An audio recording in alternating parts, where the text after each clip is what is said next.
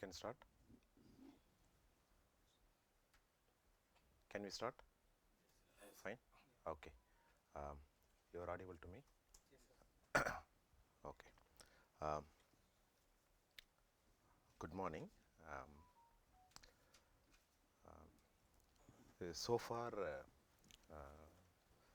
the sessions what we had for the last 4 days, it was primarily covering the simulation aspects of the contacts. And today, I believe you had a flavor of some experimental aspects.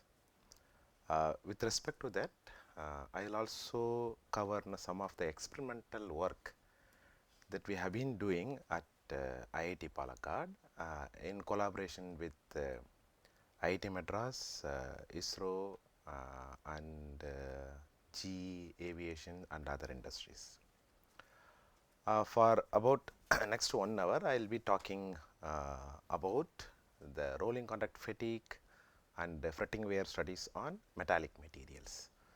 I want to keep this as a very general discussion, and in the content mostly I will be talking on experimental aspects. If you see coming to the fatigue, this is the component actually failed due to the fatigue. The crack initiated and it propagated. It was propagating, and at one point of time it failed. And if you see the crack initiation time and crack propagation time, it is almost like 20 years or more than 20 years, right? So when there is a crack in a component, it is an irreversible process. It will consume the energy from the system and it will start grow. It will grow, and it will vent out. It will make a component fracture into pieces, or it will make the surface pitting, spalling, or whatever the failure we call. Once a crack exists, it will keep on growing. In that circumstances, the mechanical properties, particularly the stiffness of the component, keep on changing. It will keep on decreasing as the crack increases. So, and very important point to note here is, when there is a crack in a component, the so called ductile material may not behave ductile. It may behave slightly brittle. Right? There are some circumstances ductile material will behave in a brittle fashion as well. So that is true even in presence of crack. We assume the material is ductile, but the crack will make it to behave slightly different. If you see the definition of fatigue, it is the process of progressive, localized, permanent structural change occurring in a material subjected to conditions that produce fluctuating stresses and strain at a point or points, and that may culminate in cracks or component fail after a sufficient number of fluctuations. This is the definition of the fatigue. See, this fatigue what I am talking about is conventional fatigue, or we can call it a normal fatigue, and mostly the component fail by fatigue. So now you see how actually this differs with the contact fatigue, right? You see, as I mentioned, if there is a crack in the component, and the crack will be keep on, size increases with the number of cycles, or with the time, or with the environment, it will keep on increasing. And if you coming to the contact, so how it is taking place at the contact level? You see now there are two bodies. Actually, it is subjected to simple rolling, right? You assume there is a two body. It is subjected to rolling. You take the body 1. Okay, take the body 1, and this is the center of the contact, and we know this is a 2B. Contact with this 2B, B and B. This is a 2B. Just before the contact, you take any point closer to the contact, and that region will be subjected to compression. Then that region will be subjected to compression. And when it comes to close to the contact, the compression stress changes to pure shear, and further going away from the contact, the compression is now completely changed to tensile. So there is a change of stress just before the contact and after the contact, from compression to tension. So this change of stress. This point is what was Professor Milius also when sir was asking, telling it is tensile shear and compressive shear. So that point is saying it is coming. You have marked it. Yeah, I'll come. I have no, one more slides to complete, so then we'll take this question. This was discussed that Okay, time also. okay, yeah, right, right. Here also I have time. Okay, fine, fine. So we'll take up this maybe after completing next slide. Yes. So, so there is a pure shear exists at the contact. Okay. So there is a change of state of stress from compression to tension, and that happens through shear. So shear is taking place, and you see this is what actually taking place, right? You see now. So at the center, and how this is how the normal stress is changing, and how the shear stress is changing, and you see the shear stress is maximum, which is tension here, and it is compression here actually, right? So shear stress is actually, this is shear stress alone, how the shear stress is changing here, right? So the shear stress changing again in the sinusoidal pattern, there is a tension followed by compression, right? So this is happening, as you know, this is the Hertzian depth. At a Hertzian depth, there is a fluctuation in stress, right? And that fluctuation of stress is purely shear stress. At a Hertzian depth, the fluctuation of stress is purely shear. And if you take the condition here, for example, if I am considering the shear alone, right, at a point A, the shear is in this case positive, very close to the contact, and at the point B, the shear is negative, right? So there is a change of state of stress within shear itself, positive to negative. So this is what we call contact fatigue. The contact at a subsurface level, the shear stress is getting fluctuated, positive shear to negative stress, and that stress is stress cause stress. Change in the maximum, difference in the principal stress by 2, right? The stress cause stress, we call that as a stress cause stress. Okay, so now, so this all actually set of stresses which is getting alternated. The consequence is this. So we end up actually getting, this is the tested sample. We can see there is a pit. This is all the track 1, we call it as a test 1, test 2, test 3, test 4.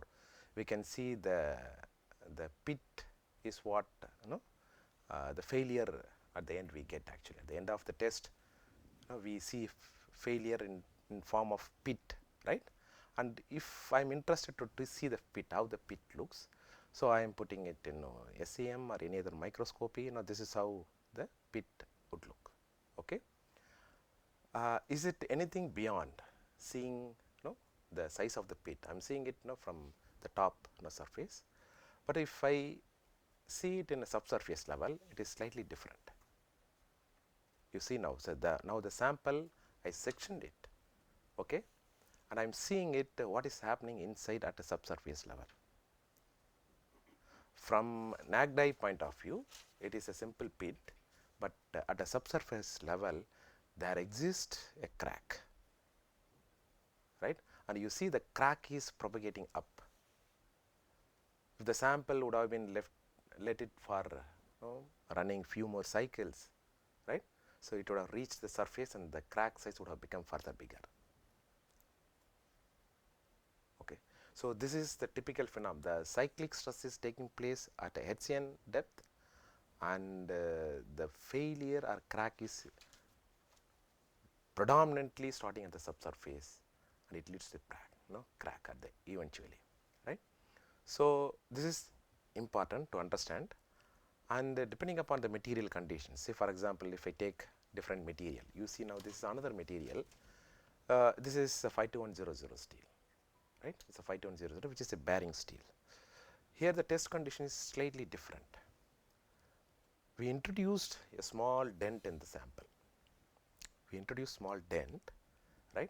So that when the roller comes, roller meets the dent, there will be some impact at a micro level.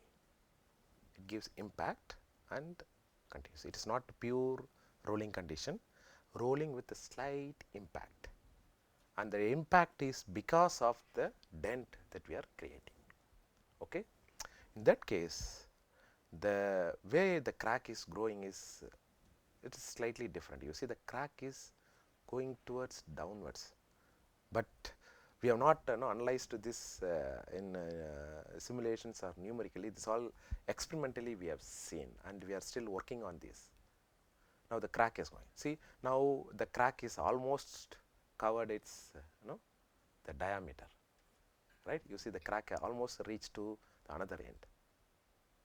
So if the rolling is taking place in a dent at samples, and this material is slightly harder, which means slightly it is not that ductile as the bearing seal is supposed to be, this material is slightly harder, right? So that's the reason when we actually define the material conditions, we define with several parameters or factors, not only the hardness, not only the surface conditions. There are several factors involved.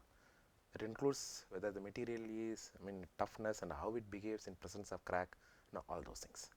And you see there is another type of crack. You can see here this crack is propagating all along the circumference, wherein there is no dent actually, right? In this case no dent. The first case there is a dent and material is slightly harder or slightly it's less ductile in the case 1. In the case 2 it is not that hard, so still crack is propagating. Okay, so the point here is we are not only seeing the pit, there is more beyond taking place at the subsurface level. Okay, right. So so what are the common factors, right, that causes such failures? You see in literature there are several factors you can find. What is the lubricant, whether the lubricant is being present at the contact or not. Loading conditions, what is the loading condition, whether it is pure rolling or rolling with some amount of slip, or are there any undulations or micro pitting, or is the testing is done under micro pitting conditions, or material cleanliness also important. For example, some of the materials like M50 is high clean material which is processed by VIM, VAR, we call vacuum induction melting and vacuum arc remelting, right? High clean material. And lubrication conditions, lubricant is different, lubrication condition is different, whether it is operating under a dry condition or hydrodynamic condition or elasto-hydrodynamic conditions. Then are there any compressive stresses are being present at the surface, and the surface hardness also most important, right, and slip. So there are several factors that determine the RCF behavior of the component, right. So since we are doing experiment at a coupon level, right, it will be extremely challenging for us to maintain all these things. So but of course we consider, mostly we look into all these aspects, right, but we have to narrow down to some aspects so that we can set our test parameters for our experiments, right. And to do that we get a help of Streiber curve, right. So this is a Streiber curve, right. The Streiber curve that relates the coefficient of friction with the different regimes, right. And this is speed, or we can call it as a bearing number, or and this x-axis relates viscosity, speed and load that is taking place at the contact level. So we are bringing the lubrication parameter, speed parameter and load parameter. Putting all together is what actually represents the x-axis.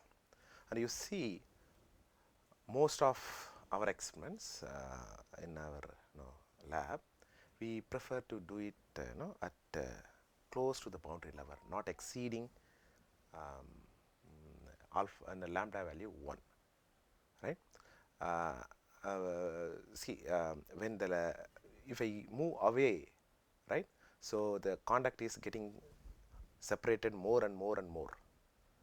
Okay, so in that case, experience or expecting a failure at a short time, it may not be possible, right? So normally samples will have infinite life if you go towards right hand side in this curve, right?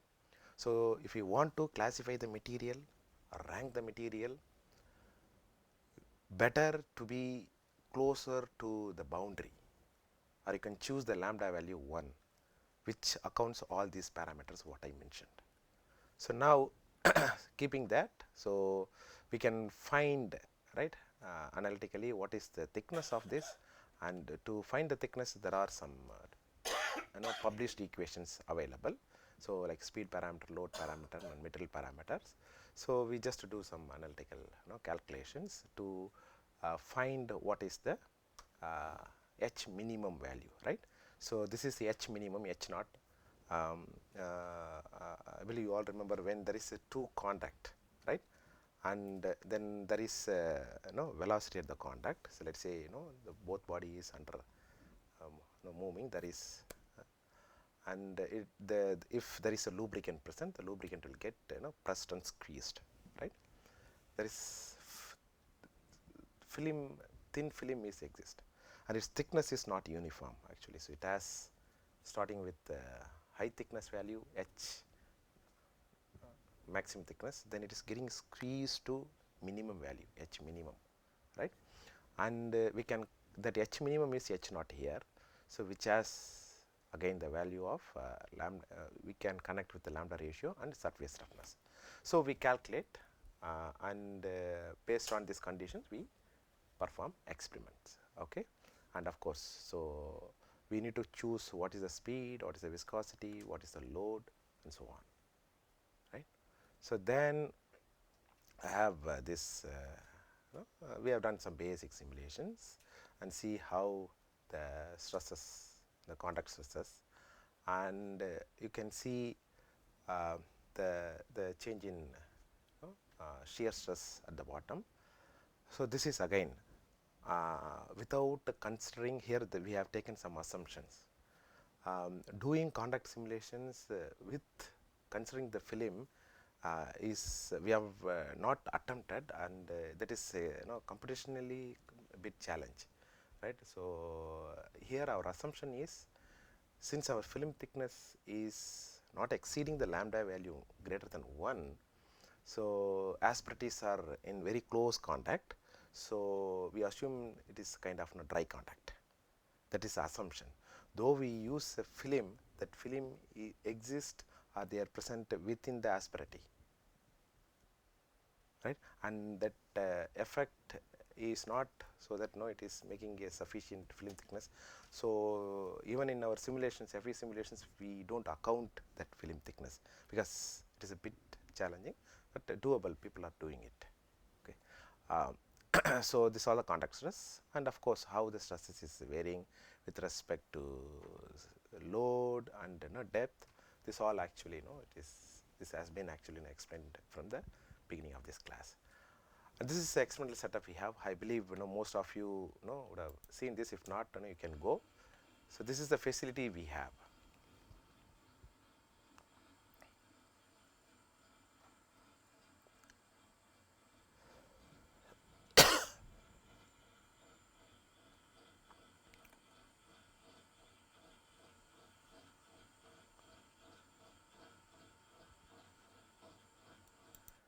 This is a very simple facility, very simple facility.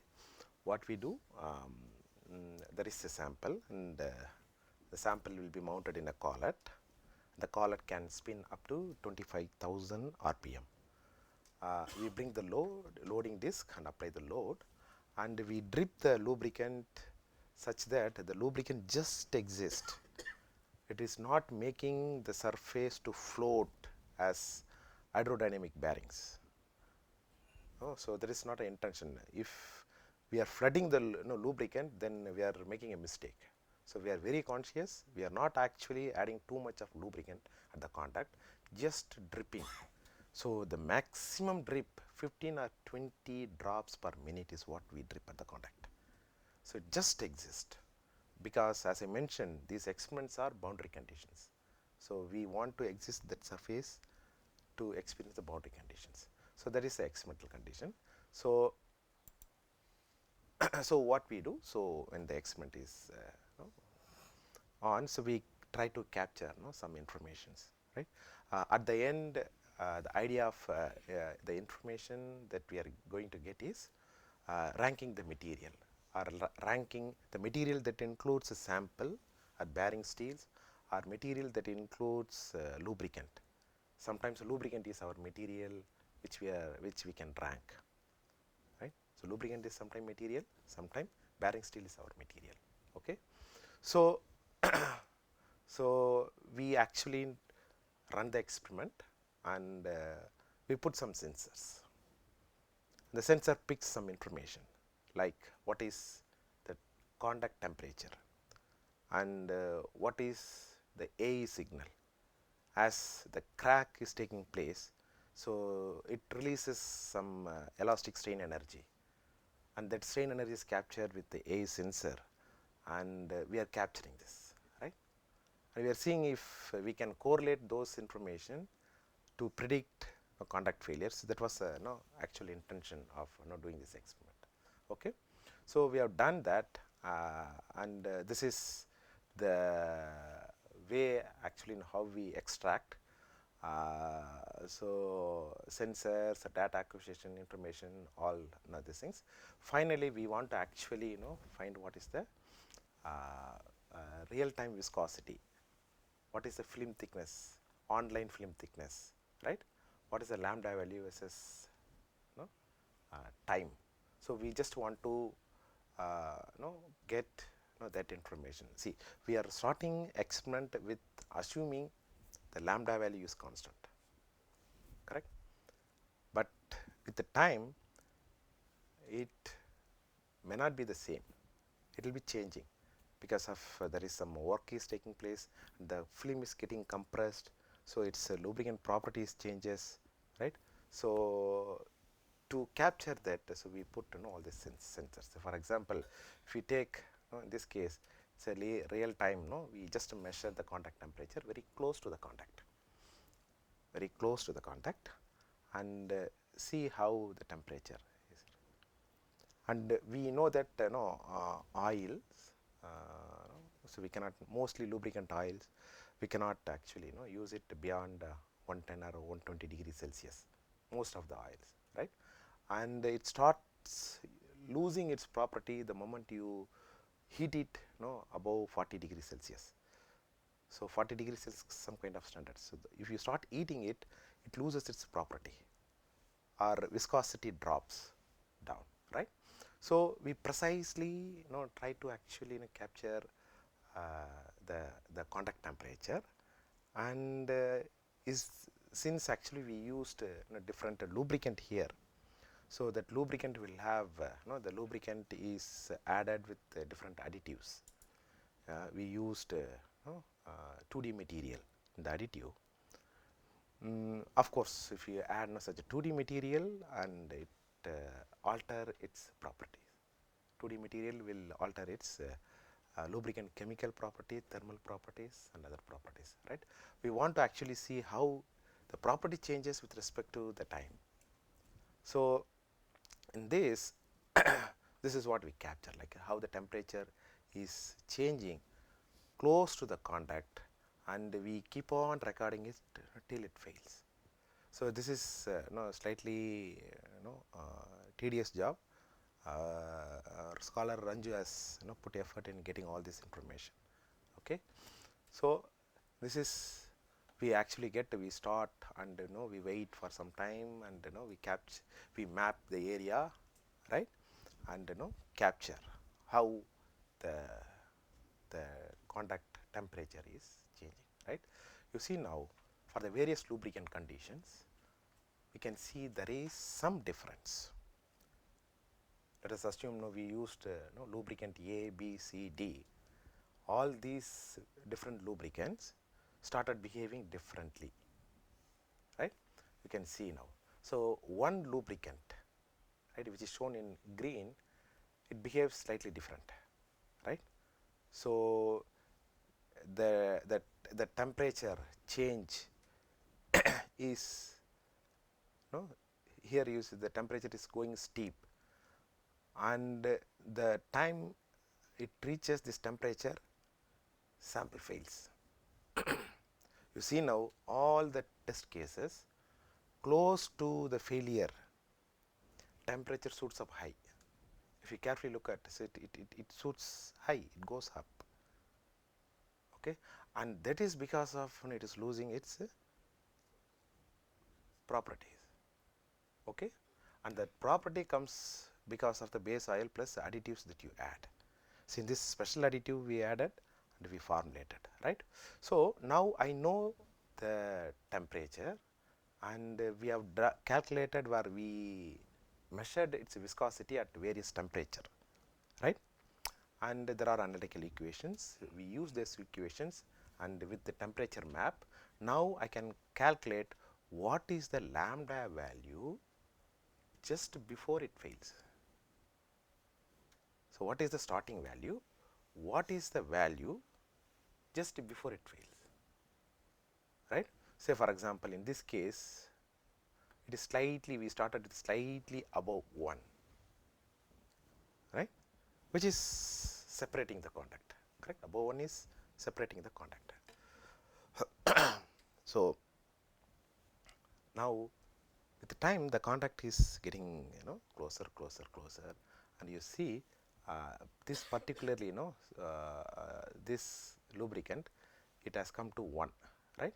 So there is from 1.5 to 1, so it is decreasing, right? And this parameter is most important, one of the most important parameters which determines the life of the component, right? Okay, so again, so we actually calculate what is the temperature difference. Accordingly, we can grade that lubricant. Okay, and of course we do its thermal property measurements separately. Okay? Now, so this is the different lubricant we have taken, and we have done experiments with the various samples. Let's say samples with through hardened, induction hardened. We do induction hardening, right? So that it is taking care of the Hertzian effect, right? So some samples with induction hardening, without induction hardening, right?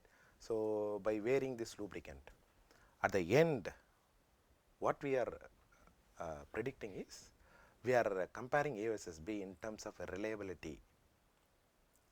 You see now these curves are plotted with the various lubrications, with various differently treated samples. Okay, and you see now the life, they are significantly different, right? Induction hardening, through hardening, there is a significant different. With lubricant, there is a significant different, right?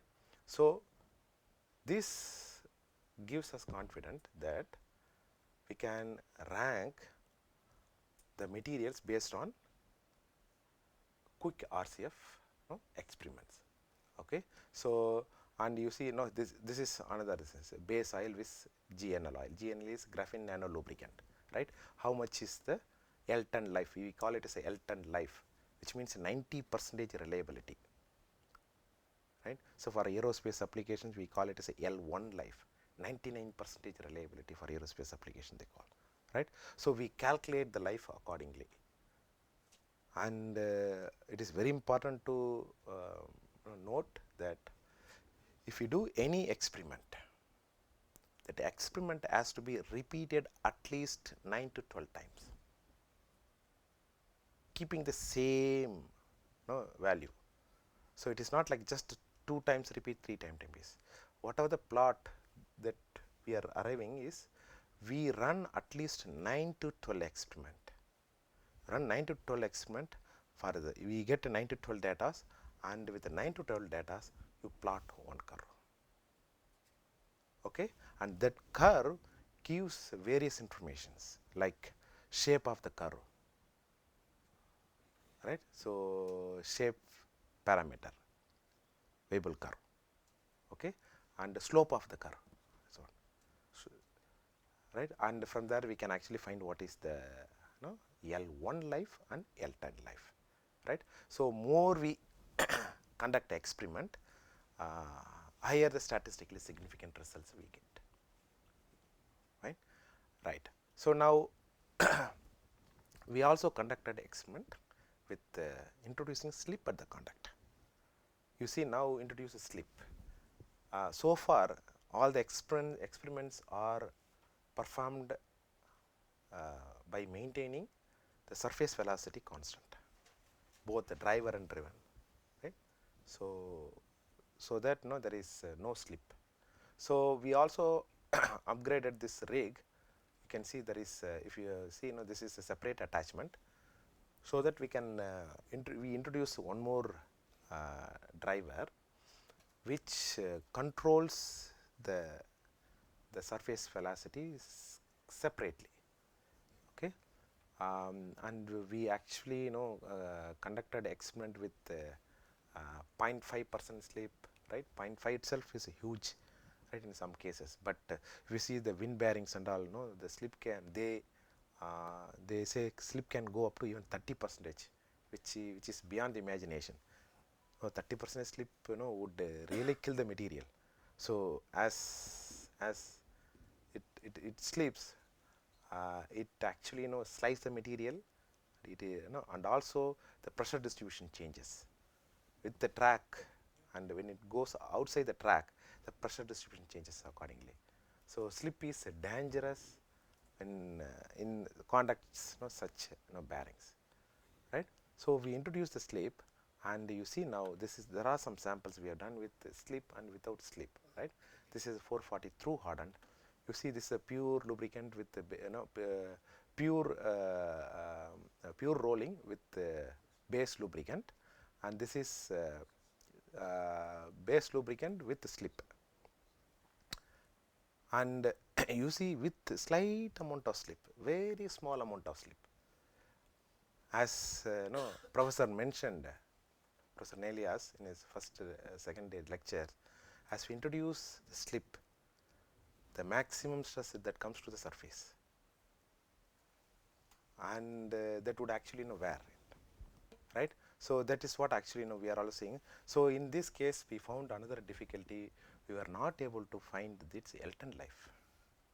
So because it is constantly eating the material, or wear is taking place continuously. So it is, we found that challenge, but we are trying to mitigate how we can actually still find its Elton life.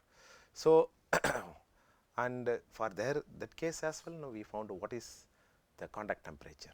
You see now with the slip condition, the contact temperature, it goes very high, right?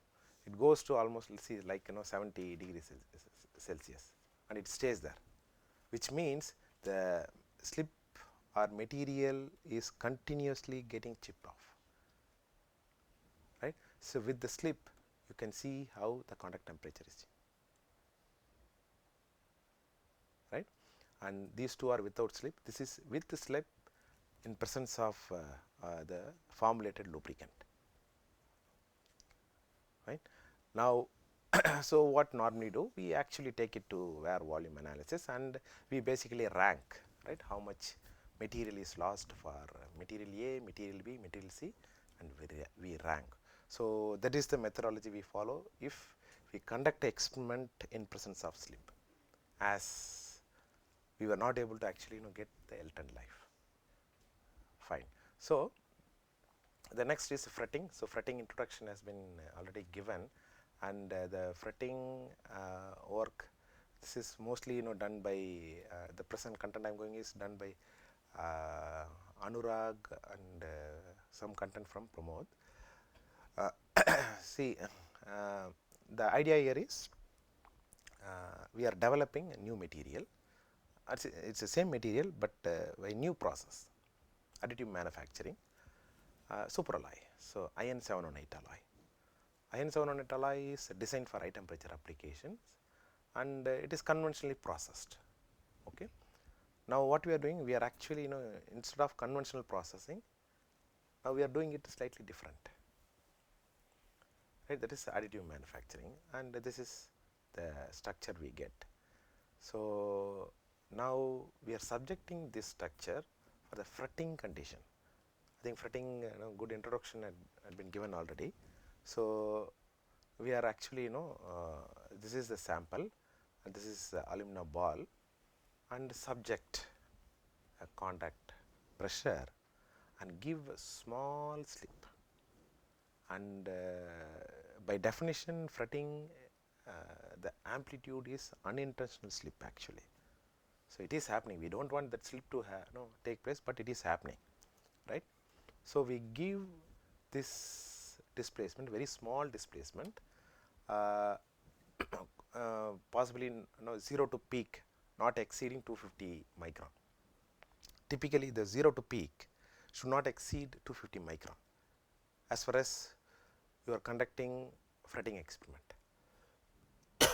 So this is the test rig we have, and we conducted an experiment basically to see how this material is behaving and where it stands with respect to the baseline material.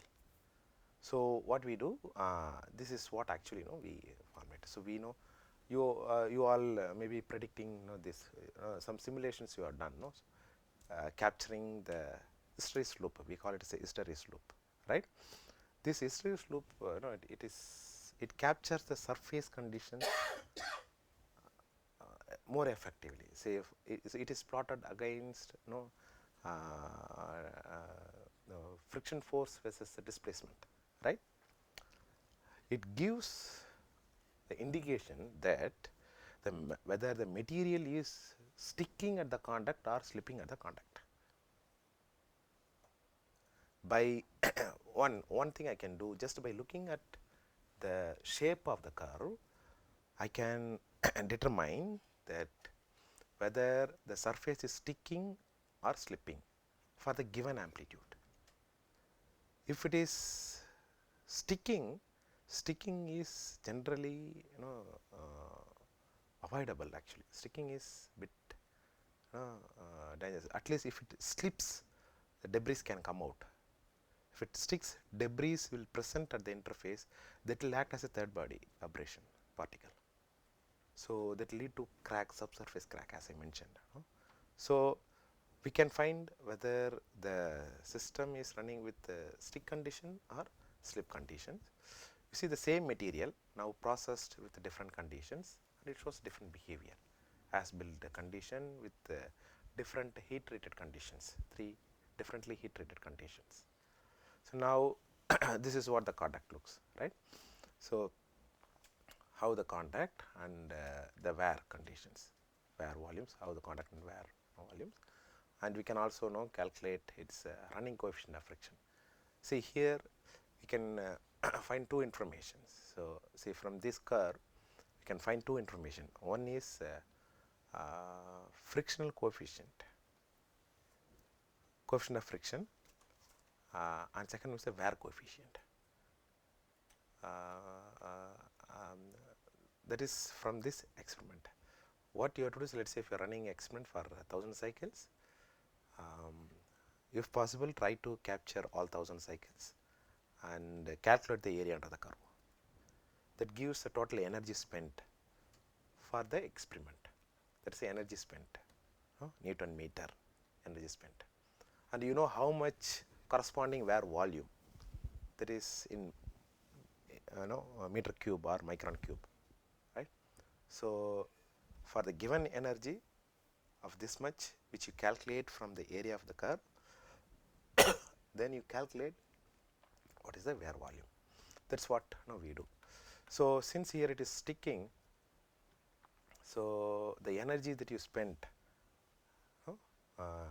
it is there is a contact stiffness difference, right? So it is not actually slipping, but it is sticking. So obviously this will lead to less energy spent at the contact, right? and this will lead to higher energy spent at the contact. Okay, so that we can actually capture then wear volume as well. So here you can capture the wear volume, corresponding wear volume, and this are some of the mechanisms, right? So we see under what conditions, oxidative wear, under what condition abrasion wear.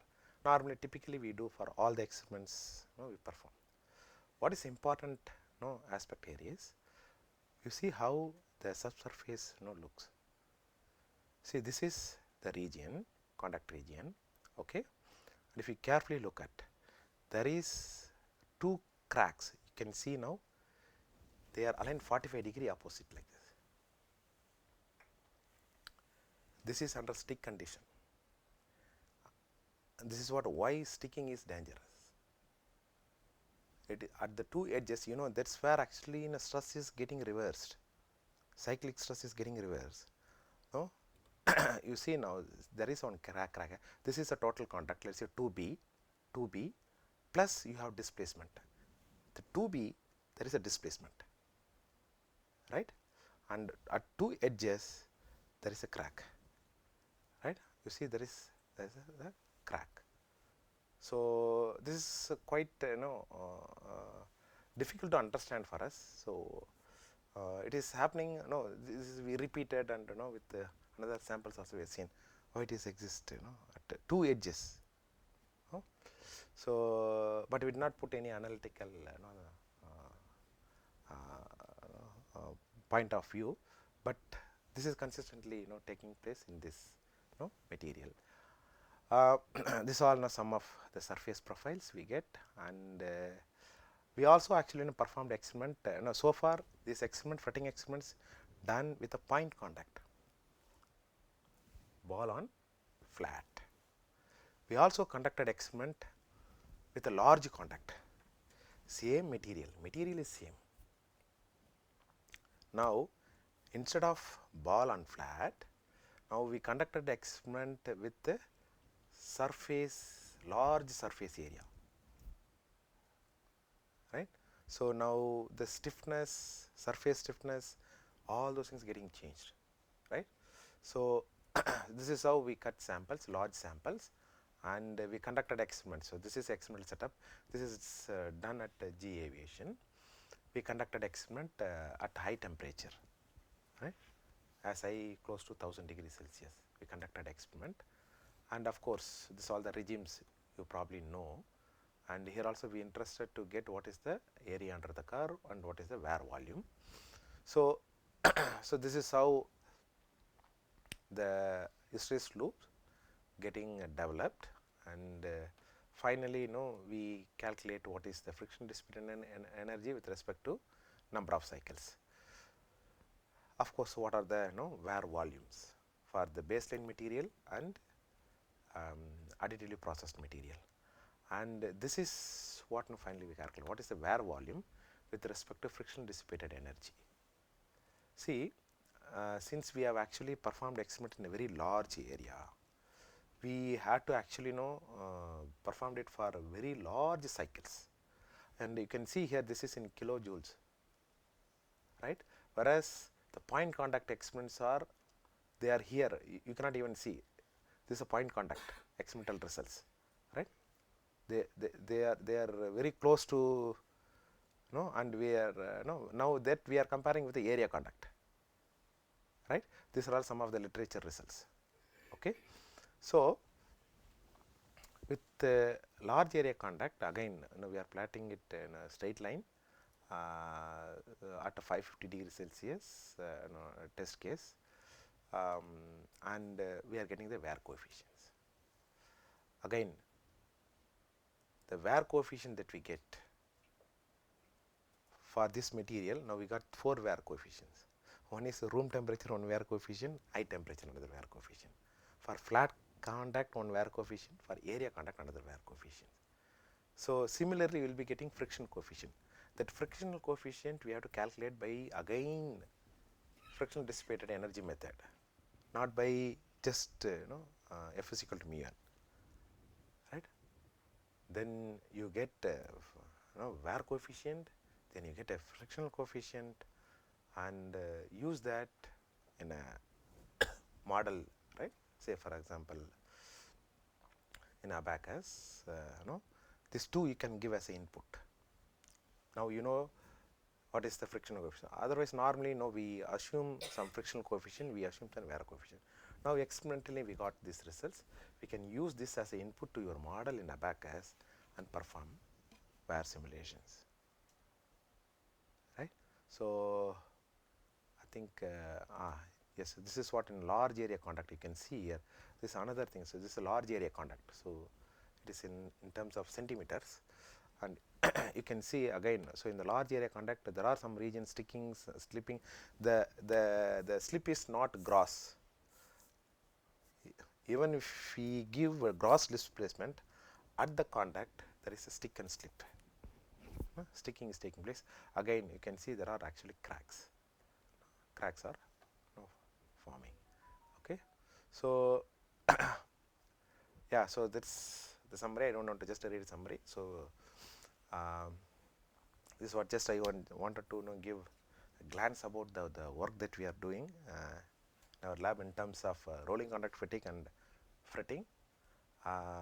We are going to start simulation work. We have started with the G WebTech, and we'll be adding more into the simulations in future. Any questions? The first one you showed on the RCF cross section, the crack goes through the Even we surprised why cracks, because we introduced the dent. Is So the crack started at dent or it's yeah, so we deliberately did that actually.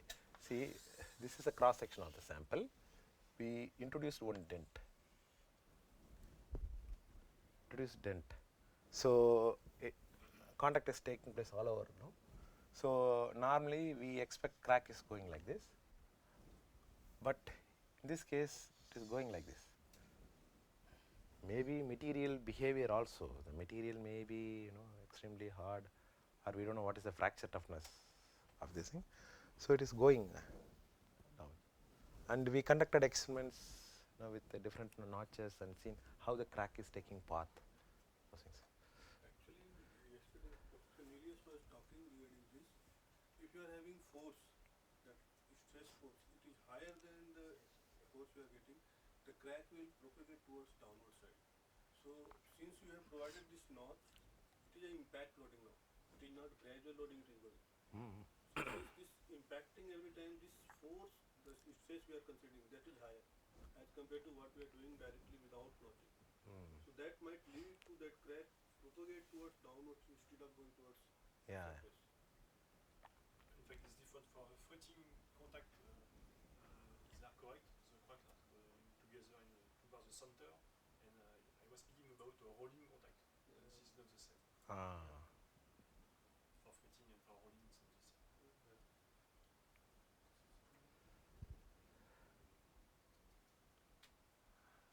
Right? Yeah, just one question. Ah. At the beginning, you have shown some temperature measurements, and there is some oscillation. And I would like to know if it is related to the droplets of oil that you are bringing to the contact. Is the temperature following each time you have a peak of temperature? Is it because after that you bring a Yes. droplet of oil? Yes. The temperature. Yes. It is very close to the contact. Okay. Correct. And that oil is not heated actually.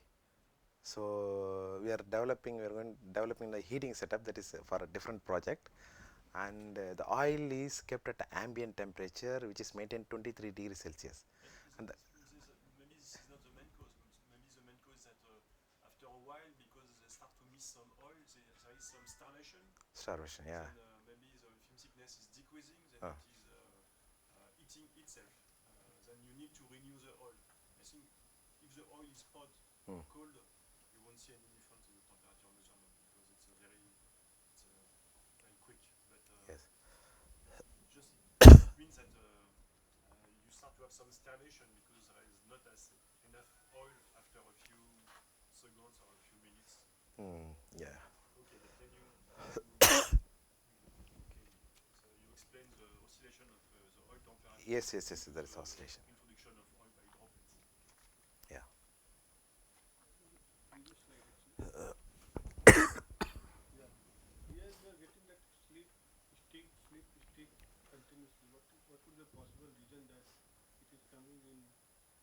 Oh, see, so stick the contact, though we actually, so we know how point contact, ball on flat, it's a single contact, and we know the area. Here is a area contact, but we are not sure how much area is getting complete contact. It's apparent area is different, no? So out of some areas may land contact, some areas different contact.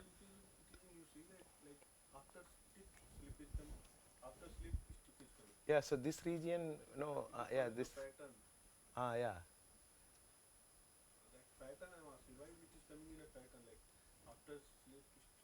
This is not the repeated, so we are getting it. Maybe in the next experiment we may not get this. So this is not a consistent, result.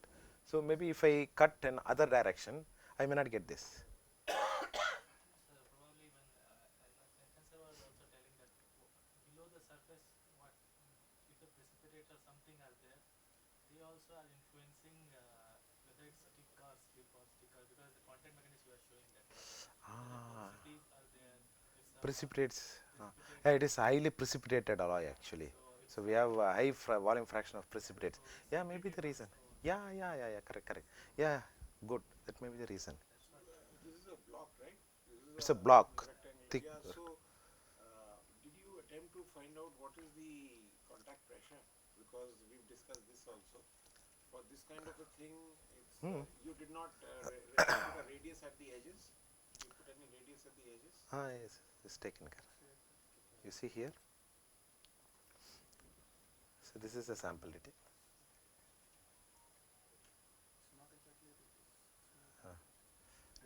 It is a small tangent.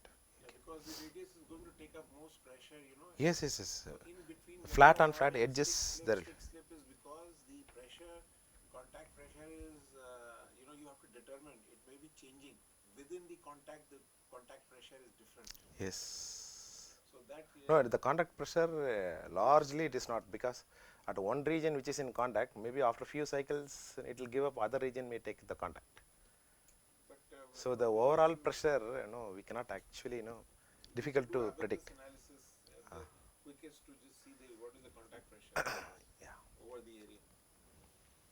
This last question related to where you are saying because of slipping that temperature goes very high.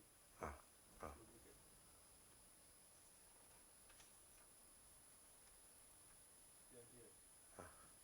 Very interestingly, when we are having completely like to go for no slip condition, it is temperature is almost constant. With time, it is not changing. Yeah, it is. The scale is different. Now, if you see the slope, in this case you are telling, it, Black and red one. Even with time, that they are not having any change in temperature. Yes, here it is almost maintaining the same.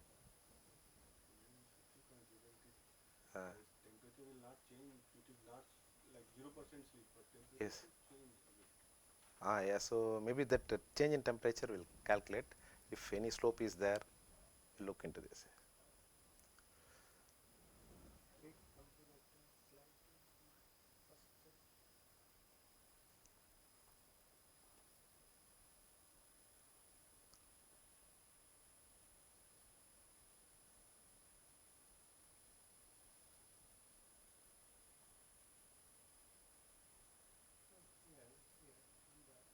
From that element you are showing, showing normal to that plane, and also it is sigma of y.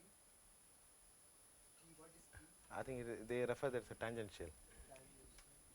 So that is F is also shear also. So y F is the coefficient of friction, P is the normal pressure. and that's why you are telling this here it is compression and here it is tension.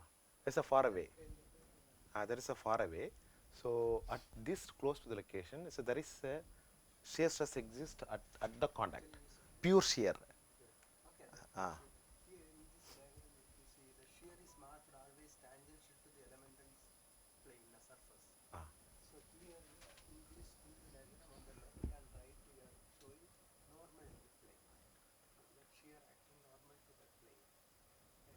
No, this is only shear close to the contact I am showing. So It's away also. That plane is there, some rectangular part. this one? Why you are showing that shear into that plane?